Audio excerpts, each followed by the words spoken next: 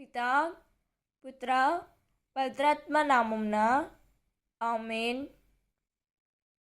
ఈరోజు దేవుని వాగ్దానం.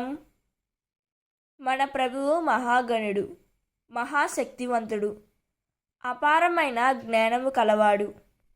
ప్రభువు దీనులను లేవనెత్తును, దుష్టులను నేలకు అణగద్రొక్కును. కీర్తన 147వ అధ్యాయం 5వ వచనం. ఈ వాక్యం మనకు ఏం చెబుతున్నదంటే, మన దేవుడు మహాగణుడు, చాలా శక్తి కలిగినవారు, ఎంతో జ్ఞానము కలిగినవారు.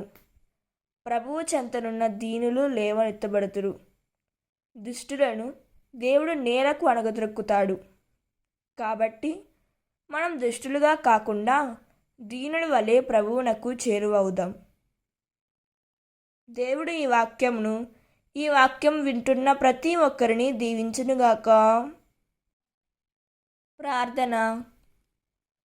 ప్రభువా, మేం దుష్టుల వలె కాకుండా దీనులుగా ఉండేలా మమ్మల్ని మార్చుము. దీనులుగా అయ్యేందుకు మీరు మాకు సహాయం చేయండి తండ్రి.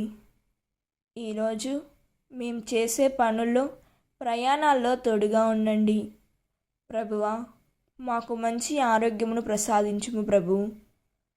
ఈ రోజున గర్భిణీ స్త్రీలను మీరు జ్ఞాపకం చేసుకునండి. వారికి మంచిగా సుఖమైనటువంటి ప్రసవాన్ని కలిగించండి తండ్రి. చంటి బిడ్డలను మీరు జ్ఞాపకం చేసుకోండి. వారికి మంచి భవిష్యత్తును ప్రసాదించుము. వారు ఎట్టి సైతాను శోధనలకు లోను కాకుండా మీ రెక్కల కింద దాచి ఉంచమని యేసుక్రీస్తు నామములో అడిగి వేడుకుంటున్నాం తండ్రి. ఆమేన్. God bless you.